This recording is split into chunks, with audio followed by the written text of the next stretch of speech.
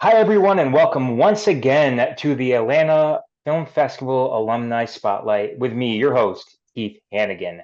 I am here today with a very special guest.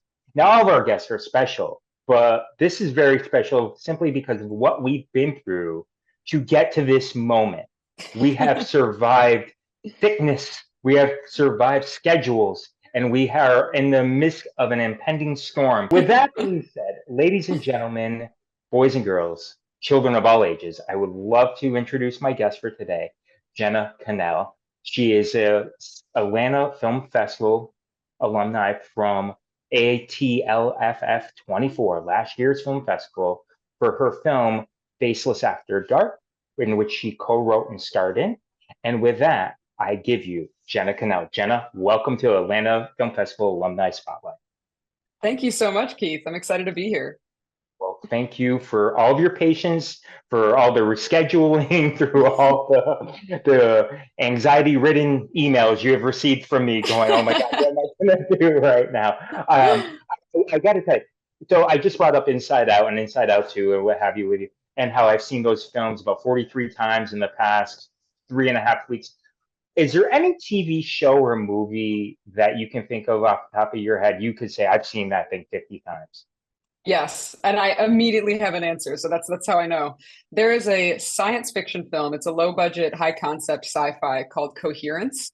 Okay. I I could watch that thing again and again. It is so good. It's very lo-fi in the production quality, but the story is so good that it doesn't matter. And I'm a total fanboy of it. I love it so much. It's so well done. Why? The story is incredible. The way it's done is very, I mean, a lot of it is improv. I've read a lot about how it was shot, and I've listened to a lot of interviews with the director, Jim Burkett. I've actually reached out to him because I really want to work with him, and we've corresponded a little bit. But mostly, my favorite thing about it is that it accomplishes so much in terms of conceptual ideas without any special effects. It doesn't rely on CGI. It's sci-fi, but all of that is based in story, and it's very cleverly done. And I think it's a masterclass in what you can accomplish without breaking the budget. It's funny you mention that because obviously it's a more of a bigger film. And if you can hear my son right now, forgive me. Um, the movie American Fiction by Cord Jefferson, I believe I that's it. haven't seen it yet. I've heard it's great. I really want to see it. I've It heard was very good what things.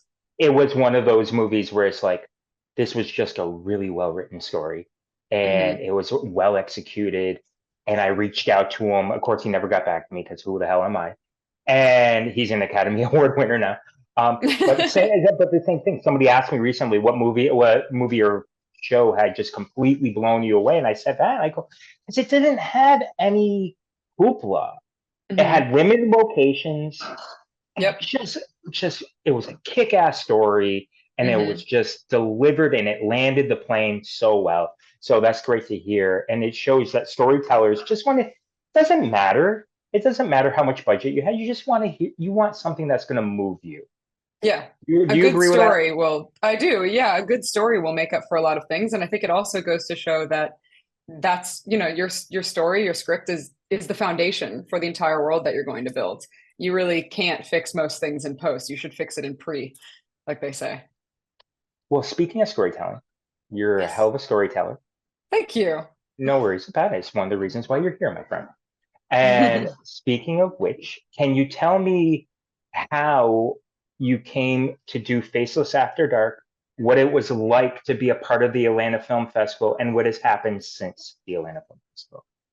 Sure. Well, I want to go ahead and say this is actually my second time having a film in the festival. The first time it was in mid-pandemic times, earlier in the pandemic when it was the drive-in, which was a lot of fun, but obviously a totally different experience. And Hmm. it was fun, but I did miss the sense of community that I get from the festival. There was a short film that I directed called Bliss is Orange, a short romantic comedy sci-fi that played several years ago. But this one was more like the festival experience. Faceless After Dark was a ton of fun. So I came to be involved because Raymond Wood, the director, approached me, and he at the time when he was getting ready to make this movie, to direct this movie, he had a financier who basically came to him and said, if you can make a horror, a thriller or a horror clown movie, I will fund it. And that's the only thing he gave him. And so Ray came to me, and I co-wrote this with Todd Jacobs. He came to the two of us and said, can you guys write me a clown movie? And if you know anything about my body of work, my first instinct was another one. Really? That's I don't really want to get stuck doing clown movies. Obviously I'm proud of the ones that I have done, but that's not the only lane I want to be in. I'm obviously referencing Terrifier, which I'm the protagonist in the original.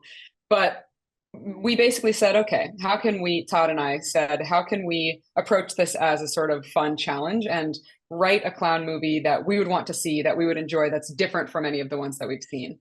So we ended up approaching it as a thriller rather than a straight horror. And especially because Ray is a huge fan of David Fincher and his sort of movies. So that, and then we wanted it to have a lot of these sort of meta elements. We wanted to draw from things that I'd experienced and kind of observed about the culture around some of these things.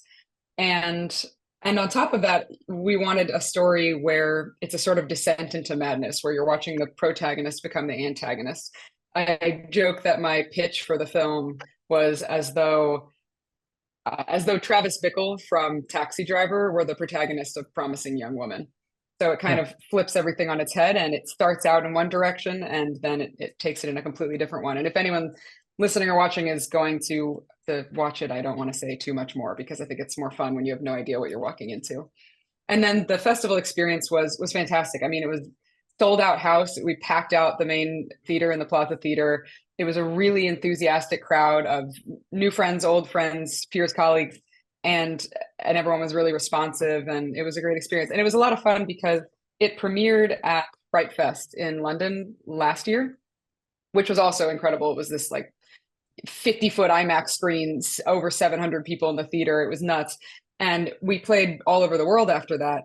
And so it was this kind of nice button towards the end of our festival experience to get to celebrate it with our community here and to celebrate it with all the people who helped make it, because from development, principal photography, post-production, it was all done here in Atlanta. So it was nice to celebrate it with everyone who helped make it happen.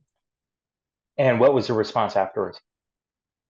I mean, people really loved it. I think it's not what people are expecting. I think it's different than what a lot of people think they're going into.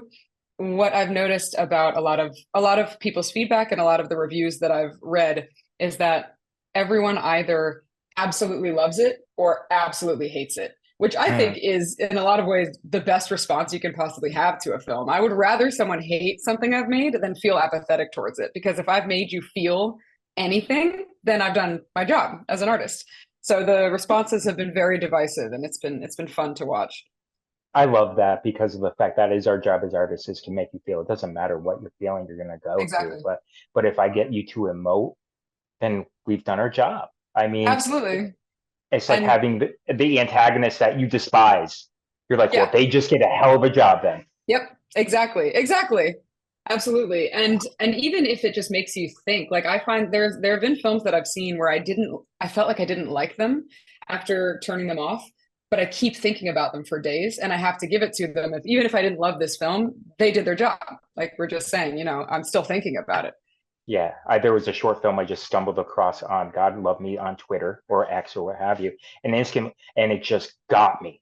And so instantly I'm like reaching out to the filmmaker going, bravo, Yeah. man, bravo, take a bow, you Yeah. deserve it, because what you did to me is the reason why we're here. This is why Yep. we love this medium. This is why people Hmm. are watching this. This is why people go to the movies, and it's Yeah. why AI will never take over the filmmaking, No. because they don't know how to, they can't do what we do. So, especially, Yeah. or They don't have maybe, trauma. Yeah. No, exactly. I like you guys. Oh, God, that's a great Yeah, response. you're more than welcome to. No, and you're absolutely right. And that's also why, because it sounds like you are as well. I don't just make films. I'm also a huge fan of films. I love watching films, and I love when I'm drawn to feeling and to having this sort of collective experience. Like this is why we consume art at all. And speaking of, you just went to Mexico. Yes. So that was actually officially our last festival was And was that for was Macabre. that for and was that for Faceless After Dark? It was, And yeah. and what was that like?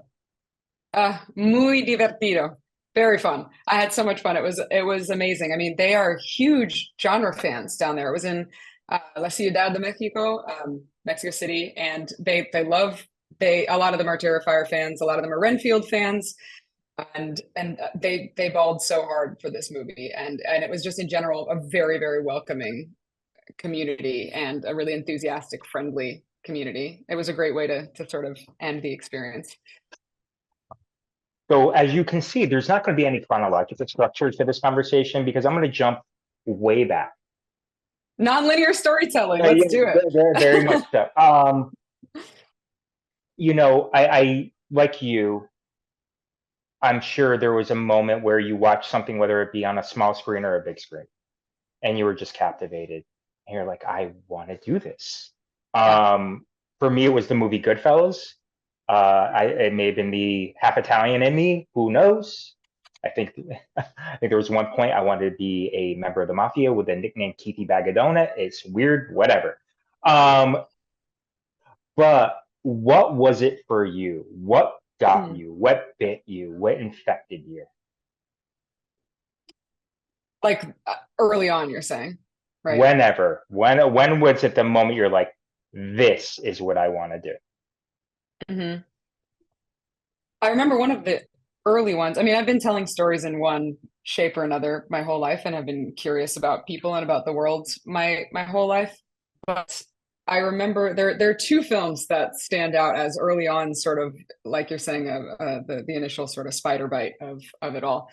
One of them was The Fellowship of the Ring, Peter Hmm. Jackson's the first film in the Lord of the Rings trilogy, because I remember feeling so swept up in this world. And I had read the books, but obviously the books are so vast and fantastical, and it, his movies are too white, but other than that, I think they're perfect adaptations. And I just remember feeling so like I remember there was a come down. It felt like coming off of a drug where after I left the theater, the real world was a letdown after what I had just been Hmm. through. So that was the first time where I felt like I want to cheat and I want to live more lives than I'm actually going to get in this one life. And I want to have more experiences than I actually possibly can in the real world. That was definitely a big one. I remember seeing it with my dad. We got to the theater. He made us get to the theater 40 minutes early because he was so excited, made me pee 5 times before it started just so I wouldn't miss anything. And so it was also this sort of bonding experience too between he and I. So that was definitely a big one. And then the other one was a little later, a couple of years later. I remember seeing Edward Scissorhands for the first time. Hmm. And and that movie, similarly, but in a different way, I remember I was kind of depressed for a couple of days after I saw that film. And I must have been 13 or something. And I just remember feeling so much. And it's kind of what we were talking about, right? Where it's this 1.5 hour experience or however long it is. But then the effects are so lasting. And the fact that complete strangers can bring that out of us and remind us how alive we are. I remember that didn't leave me alone. Oh, that's a great story. My wife would love you, by the way. We just mentioned two of her favorite things ever in this world, Tim Burton and Peter Hey, Jackson. So there you go. amazing. Yeah. So what was it? So where did you go from there? I mean, how did you get into this world? I kind of like I said, I've always been telling stories in one way or another. When I was a little kid, I was telling stories before I could even write. My brother has a lot of. We'll probably end up talking about my brother a little more because we've made some films together. But Hmm. he has a number of disabilities and special needs, and so he required a lot of extra therapy and a lot of extra care when he was younger. And so I spent a lot of time by myself, and a lot of that was filled up with telling stories and entertaining myself. I had these like little animal figurines that I would tell stories with. And then once I learned how to write, I started writing. And I actually got a writing scholarship to Pace University in New York, which is where I was going to go.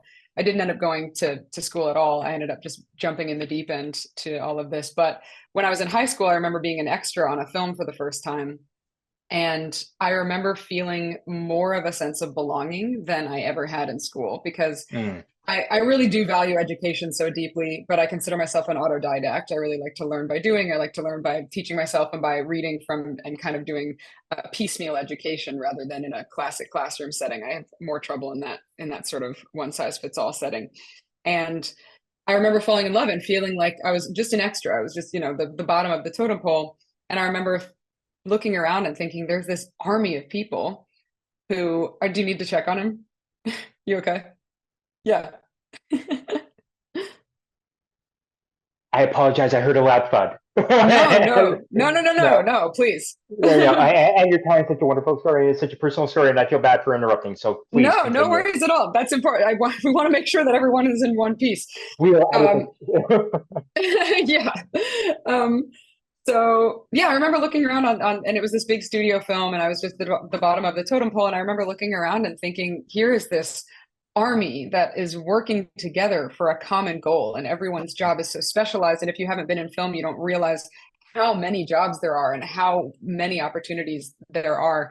And it was so cool, like to be in the circus. And I, like I said, I felt more of a sense of belonging than I ever had in school. And so I deferred my acceptance to university, and I also did a lot of theater in high school, but that's I'm more of a film person. I have a lot of respect for people who do theater though. But yeah, I went out to Los Angeles and I got a ton of training. I did improv training at the four big schools out there. I did acting classes. I just got into the world and experienced life and started working as an actor and got Taft-Hartley'd into SAG-AFTRA.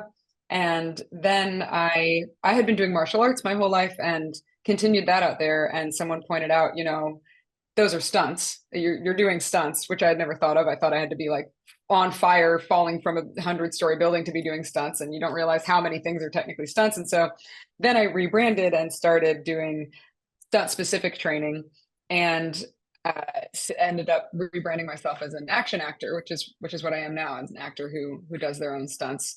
And then a couple years after that, I ended up getting into the production side of things. So I directed a short film on a whim, which was the first short film I ever directed. It's called Bumblebees. I did a TEDx talk about it if anyone's curious, and I made it with my brother.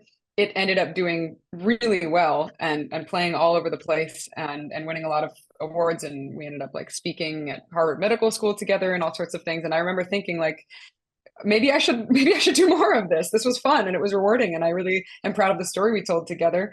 And there, I have a voice that I know would contribute to the directing world and the writing world. So then, in order to learn more about doing that, I spent several years as a first assistant director. I first AD'd features, I produced features, documentary, narrative. I just got a ton of experience and tried to learn about how the whole machine worked. And then since have directed, I think like 17 short projects, and we'll get maybe touch on this later, but I'm now prepping to direct my first feature. So we are, well, not prepping quite yet, but we're on the runway. But yeah, so and now I go back and forth. I obviously still love acting and stunts. I love writing and directing, and I learn more about each one the more I do any of them. Well, I got to say, you're the first person I've ever talked to that has actually given a TED talk. So now I'm a little more intimidated by this, but it's fine. I will persevere. Um, I believe in you. thank you.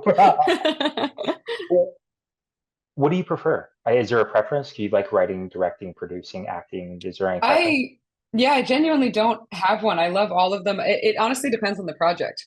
Hmm. There are some characters where there's so much meat to them, so much vegan meat in my case to them, that I want to just sink my teeth into who they are and what their story is. And I don't want to be in charge of the entire vision.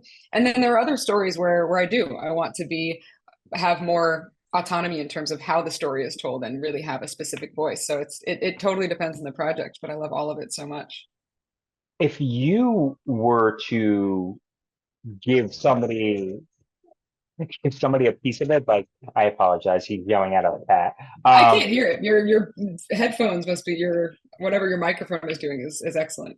winning. Um, Is there a piece of advice you would give to anybody that is looking to start out to be, whether they want to be an action, as you described, a self-described action actor, or a writer, producer, or anything like that? Is there a piece of advice that you would give somebody, and what is something you would tell them absolutely do not do? That is a great, the latter half of that, especially, I don't think I have answered before. I'll answer the easier part first. The Yeah. advice that I would give is that get on set in any way you can. I believe that everyone should have to do at least one to several extra jobs as a background Yeah. actor and or many production assistant jobs. I think everyone should have to work in that capacity because it if you're at the if you're the bottom of the hierarchy and you still love it, that's how you know that that love is real. And Mm, that's how you know that you're not just doing it for some inflated concept of what you want as success. And then it's also a great thing to do because then you get a fuller picture of how everything actually works. Like I learned so much about directing from ADing, even though that's a very unusual sort of trajectory to take, but about like scheduling and why things take so long and what takes any amount of time and how to communicate with different departments. And I just think everyone should do a bunch of jobs before getting to the one that they want, because oftentimes the people that I find it hardest to work with are the ones who have only been in their lane because they have less of an understanding of how everything works and they're a little more entitled sometimes. So yeah, I would say like get on set in every way you can and soak it up. Because the other thing is if you are a background actor or a production assistant, and a production assistant in any department. I mean, you can PA in whatever, in camera, G&E, whatever department you're interested in. It's a really good way to learn a lot and to absorb a lot without a lot of responsibility. So it's basically an education. Like that was my version of college, was like getting on set and just watching and learning and taking it all in. And then what would I say absolutely do not do? That's harder only because there are so many more answers for that one, I think. I would say absolutely do not do. Hmm. Don't. This is so much harder. I can't believe no one's First time, ever asked me this put, before. put top of your head, what's the first thing that comes to you? I mean, what's something you're like, oh my God, I will never do that again, or I saw somebody do that, or I heard somebody about doing that? Hmm. Something do not ever lose your learner's mindset is what I would Mm, say. Regardless of how little or how much experience or schooling you have had, never lose your attitude of wanting to learn and wanting to be better, because there will always be someone who is more experienced than you, who knows more than you do, and that is a gift. Don't be defensive. no, and that's a wonderful piece of advice. I think I can't, I think her name is Carol Dweck, wrote the book, A Growth Mindset. Hmm. And that it really encapsulates what you just said. The moment you Absolutely. stop having that mindset, the moment you stop learning, and Yeah. you might as well just call it quits at that point. Yeah. Don't let hubris, ignorance, or arrogance take over. Um, Absolutely. I gotta ask you this, Jenna. I looked at your IMDb, and you've got some great credits out there, my friend. And I don't know how long you've been on this earth, but you've been busy. So I do have to ask you, what is the dream? What is I mean, are you standing up there receiving a like an Academy Award, or what is it? What do you want more than anything, or dream of more than anything? You're a dreamer. Let's call it like it is. If you're an artist, you're a dreamer. So Yeah. what's the dream? I love that, by the way, because it's true. Everyone on set, from the grip and electric team to the set builders to the construction workers to the painters to transpo, we're all in this because we're Yeah. dreamers. My dream is to continue to level up as an action actor and to really become like a Keanu Reeves, Tom Cruise, but slightly more female presenting and smaller. well, smaller than one of them, to have that sort of career where it's interesting work and it's fun work, and I'm getting to really be in my body on top of acting and telling stories that I care about and that I think are important with people whose voices I value and want to uplift. And at the same time, I want to continue uh, writing and directing stories that I care about. I want to go back and forth. And something that I'm really grateful for that I have had in my career, especially in the last several years and going forward, is I like going back and forth between independent film and studio projects. I really like having both because there's a different kind of freedom in each world, and I really value what both offer. I don't want to put you on the spot. Is there a preference? No, it really depends. Because Okay. in on studio films, you have a lot more money and a lot more time, but there are also a lot more cooks in the kitchen, and there's a lot more oversight, and everything is much more specialized. And for a lot of things, that is the environment you want to be in. It's safer, it's better paying. It's sometimes, I mean, I love having health insurance. And then on the flip side, oh, and you get to work with people that you've been admiring for a long time. Mm, And then on the flip side, in independent film, you have, as you know, way less money, way less mm. time, but you have a lot more say. Everyone has a lot more say. There's a lot more autonomy. And so it's a trade-off. And I really do genuinely love going back and forth. And then if I had a dream role, there are two. One would be in the unnecessary, inevitable remake of the original Alien. I want to be Ripley.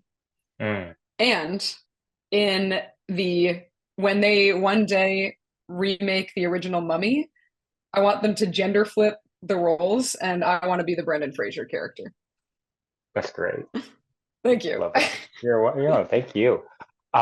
Okay, was you touched upon it. Well, no, I have do you only have one sibling, your brother? Yes, Okay. Older or younger? he's my baby brother. I say Okay. baby, he's a foot taller than I am. He's in his late 20s, but he's my baby brother. I have a 38. I have an older bro. I'm an older brother, and I have a 38-year-old brother, and I still call him my baby brother. So I He's your get baby you. brother. He is Yeah. your baby brother, and he will always be my baby brother when we're Yeah, 90s, when I'm 90 and he's 82. Um, absolutely.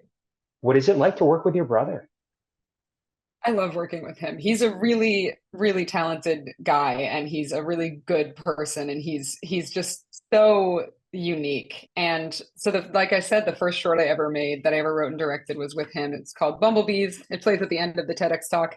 And we made it on a whim for the Disability Film Challenge, and it ended up, like I was saying, playing all over the world and being incorporated into a lot of specialty education programs and curriculum, and I'm so proud of it. And I since then, actually, and since then I directed a ton of stuff, but the most recent one is a short film called Spray Bottle, which comes out next year, and that one is very, very different. But I also made it with my brother, and it's been so long. It's been almost a decade since we made Bumblebees. It's really kind of cool to work with each other again. And he's not an actor. He doesn't care about acting, which makes him an excellent actor. That he Mm, couldn't care less.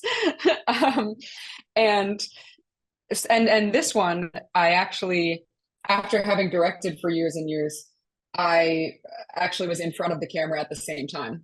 So on Spray Bottle, I wrote it, I directed it. I'm one of the producers, and I also act in it alongside my brother, and of course do my own stunts as per usual.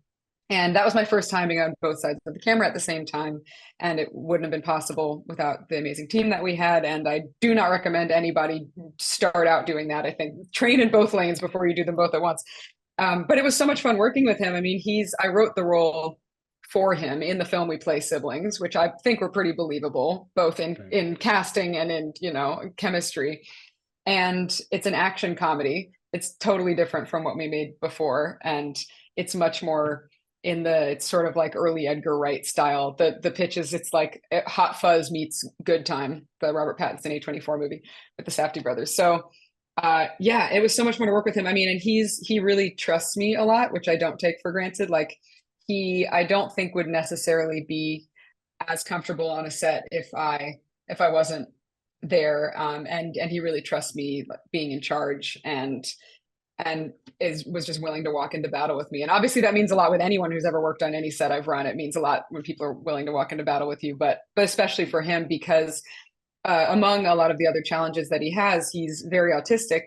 And so a set is kind of a nightmare in terms of sensory overload and overstimulation. And so it's a lot to ask of somebody. And obviously we were very, very considerate and thoughtful and mindful about how we approached that. And we adjusted the way we shot and the way we worked with him in order to make it more sensitive to his experience, which I is really not hard to do. And it's I want to say it's super important to me that when you have a disabled character, they should be played by a disabled actor. And I feel really strongly about that. So it was really important, not that we mold someone to the role, but that we molded the world sort of to him. And there's a scene in it where he and I are in a car and we do a 180 car spin, like a stunt move.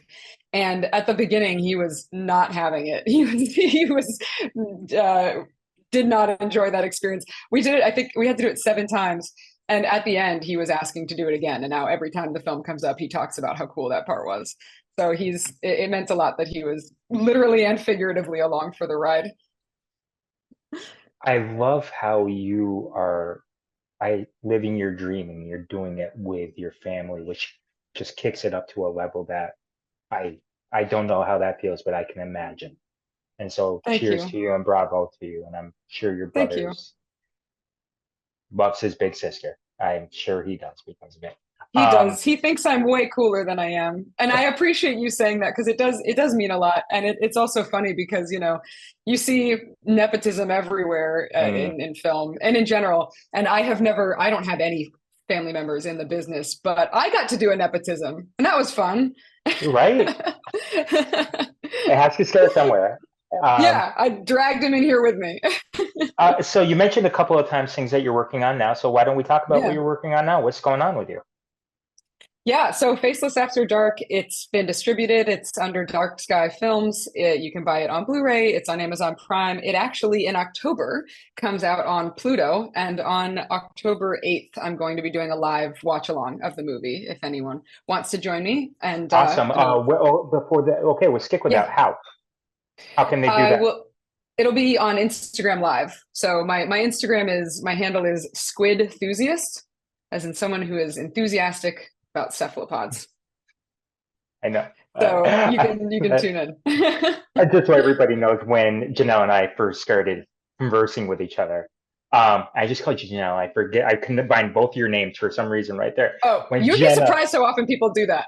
okay, good. I'm glad I'm not alone. Yeah. When Jenna and I first started conversing was through Instagram. So when she mentioned her Instagram handle, I knew she was going to. I couldn't Yes. wait for her to tell you guys what it is. So it's a great handle. So Thank okay, you. so I interrupted you. So you got the No. Pluto happening on October 8th. Now, what else is Yes. happening after that? Because I know you're really busy. Yeah, yeah. I try to stay busy. It helps me stay out of here. It's very dangerous up there Oof. sometimes. Um, you side with an understanding. Yeah. Yes, it is your best friend and your. I've been through therapy, folks. I'm going to be vulnerable for a moment. So Yeah, yes, no, please. Yeah, absolutely. I am currently in therapy. Highly recommend me to too. anyone So and yes, everyone. Yeah. cheers to you for admitting that. Yes, Thank you. Cheers to therapy. It's yes, strong to be vulnerable. yeah. Yeah. So there's that. Like I said, Spray Bottle comes out. The short film comes out next year. We won the Vanishing Angle Post Grant. They're an amazing production company out in Los Angeles, and I've been working with them. I'm in their writers lab. I'm working with them on getting that feature developed, the feature version of Spray Bottle.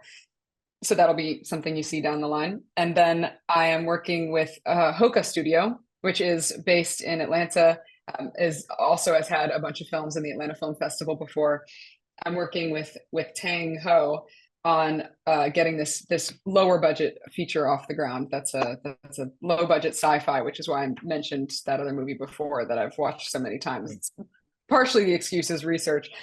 So we're working on getting that off the ground.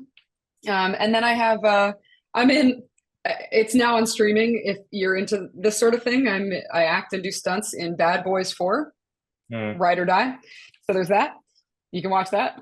And yeah, those are the big. I have a tiny role in Red One, which is this The Rock Chris Evans movie that comes out in November. But I'm not sure if I made the cut yet or not. Hopefully I did. But you know, go in with realistic expectations. But in the meantime, there's all this other stuff to get excited about. I'm gonna ask you a really lame question, and forgive me. Who's your favorite movie star that you've worked with thus far? Like, who is This is that an you? yeah. Oh, go ahead, go. No. I have like my answer is so easy that I didn't mean to jump on you. I No, like no, no, no, instantly no, know. and that's why I want you to go. Just where were you gonna say? Perfect. Nicolas Cage. I Oh mean, God. like, come on. Like it's been a dream of mine to work with him. I love his work. He's so committed, regardless of what you think about and anything he's ever done. That guy goes for it, and he makes Mm. strong choices, and that is there is like it is always entertaining and interesting to watch. So I worked with him on Renfield, which is the Chris McKay directed movie with Nicholas Hoult and Nick Cage about Dracula and codependence. And I acted and did stunts on that, and it was a ton of fun. And yeah, I just remember I met Nicolas Cage at the table read, and they sat me next to him, and I was just trying so hard to like be cool about it because I was jumping out of my skin at how excited I was to just get to like listen to him try on the voice and to watch him sort of play because he's so experimental with his work. And it was like it was a masterclass in and of itself. I had to remind myself that I was also on camera and I needed to also be acting. I couldn't just be, you know, watching him the whole time. When as soon as you mentioned him, I thought of, I don't know if you've ever seen it. Andy Samberg does an impersonation of him on Saturday Night Live back in the day.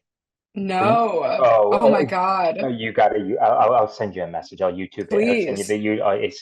It's and he does one with Nick Cage next to him, and is hysterically funny. Just so you know. Oh, I Um, need it. Jenna, if you weren't doing this, what would you do in your life? What is something that you would want to do if you weren't able to do this? My backup career, if I had, you know, fallen on my face, I suppose I still could, figuratively and literally, would be in the field of forensics. I studied forensics in high school. I went to 4 live autopsies. I think forensics is fascinating. And I realized that it's because it's essentially storytelling in reverse. Hmm. Forensics is here's the ending. How did we get here? You know, it's like an early Chris Nolan movie. So, were you a big CSI fan? No, I wasn't a big CSI fan. I watched a lot of the first 48, Okay. which is like the real deal, much more grotesque and harder to watch. But I loved it. And I think it was called Dr. G Medical Examiner or something was also a show that was on, which was Okay. also like a documentary style show. I used to be really into that stuff. So you went for the real thing as opposed to supermodels pretending to do autopsies, which I understand. Correct. Okay, Correct. cool, cool. Well, Jenna, is there anything else that you would like to share with us? Since I feel like I'm tempting fate right now. I've taken up so much of your time as it is. On top of that, I can't believe this hasn't nothing catastrophic has happened just yet. But before we go, I do want to take advantage of this time with you and ask you: is there something else you would want to talk about, mention to our audience, whether they are being an aspiring filmmaker, a current filmmaker, and and I'm being all encompassing here. I mean, Of whether they course. whether they're being a craft service or they be the lead or they be a Mhm. director. Is there anything that you would like to share with any of us? It's important to remember that this takes all of us and that there is no film, well, there are very few films, almost none, that have been made in a vacuum. Actually, no, none, because even I was thinking of like Bo Burnham's Inside, but even then, like it got distributed and that took a company, that took people. So uh, no film is made in a vacuum, no film is made alone. It's a team sport. It's better when we work together. It's better when we respect each other and collaborate openly and hire inclusively. Very important. And we have to remember that it's a collaborative medium. And also at the same time to remember, while art is incredibly important and serves a very, there is a big responsibility to creating media of any kind in society. It we also should remember it's not brain science and it's never or brain. What's the expression? Brain surgery, rocket science, rocket surgery. It's not rocket surgery. It's important to remember that it's never worth someone getting hurt. Mm, It's never worth like completely losing yourself over. So I think, take it seriously, but not too seriously, kind of like life. that's perfect. And one more time for anybody who wants to stay current with you, best way is to follow you on Instagram. That's right. Yeah. Squid enthusiast. I'm that on Twitter and Threads as well, but I'm the most active on Instagram. Well, I have to thank you so very much for everything you just shared with us. Thank you for being extremely patient with me and getting to this point and where we are right now. We did it. I am so blessed to have had this time with you. I am fortunate for this time with you. You have a fan in me, and I am rooting for you. And I can't wait to meet you in actual person. Um, just thank you for being you and keep doing what you're doing because when we meet people like you, and I really want the audience to understand this. The person I'm talking to right now is a good person, clearly a good person. And some of us have had a taste of this. Not everybody in this industry is. And so Correct. Yeah. we have to lift up and we have to find people like you to look up to emulate and aspire to be. And so one more time, thank you for being you and keep Keith, on you're gonna make keeping me up. cry. I did it. I did It's only it. noon. It's noon on a Thursday, and I'm like, oh my gosh, thank you. Thank you so No, much. thank you. I mean, and I laughed because of the fact I interviewed somebody last week who made me cry, and the interviewer in me is like, yes, God. Got him. Yeah. Paying it forward. Yeah, but at the same time, you have to. I really, Yeah, the world in which we live in, I don't have to say anything else. We know what the world is like right now, it can make you hard. It's really, really important to stay strong, but still stay soft at the same time. and celebrate these Yes, moments that we have, like moments like yes, this, and celebrate these individuals who go through it and still have a smile on their face and are like, "Hey, just keep on doing what you're doing, and we're gonna shoot." And we're there is hope. Hope is not just absolutely. another four-letter word, now is it? So, with that being said, thank you. This has been another edition of the Atlanta Film Festival Alumni Spotlight. If are a filmmaker who has been a part of the Atlanta Film Festival, we would love to interview you. I would love to interview you. I would love to try to make you cry. You can email me at keith@theatlantafilmfestival.com. This will be going up on YouTube and our blog when it is officially released. So you can follow us at the Atlanta Film Festival on YouTube, on Twitter, or X, on Instagram, or on Facebook. You can also follow the Atlanta Film Society on all of those channels as well, including LinkedIn. And please support independent films, support independent filmmakers, because there are stories out there that are going to be told. There are stories out there that need to be told. And there are stories out there that when they are told to you, they will inspire you, they will move you, they will do everything for you that you never thought imaginable. So please support independent film. On that note, thank you again, Jenna, and everybody, take care. Thank you so much, Keith.